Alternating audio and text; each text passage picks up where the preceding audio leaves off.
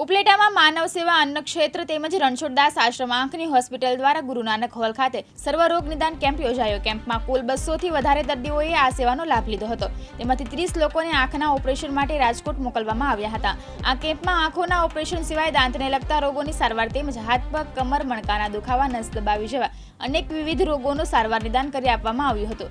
આ કેમ્પમાં સૌરાષ્ટ્રના ખ્યાતનામ ડોક્ટર શ્રી ઓએ પોતાની સેવાઓ આપી હતી। માનવ સેવા ટ્રસ્ટ દ્વારા છેલ્લા 25 વર્ષથી અનેક વિવિધ સેવા કાર્ય કરવામાં આવે છે।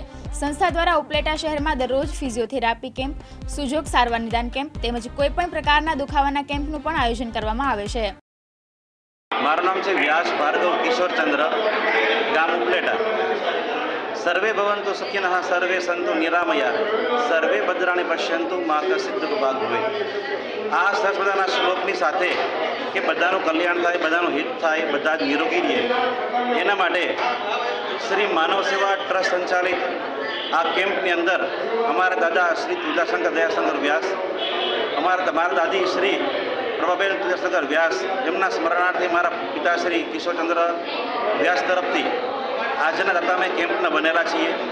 મહત્ત્વની મારી ભાવના એ છે કે આ કેમ્પની અંદર બધા જ સમાજના લોકો, પરિવારના લોકો, ગામના લોકો અને સરસ મજાનો લાભ મળે, સરસ મજાનું એને મફતમાં સારવાર મળે અને આ સારવાર છે એમને આ જીવન યાદ રહીને અમને આશીર્વાદ મળે, એ તરફથી આજે અમે આજનો આ કેમ્પ યોજેલો છે।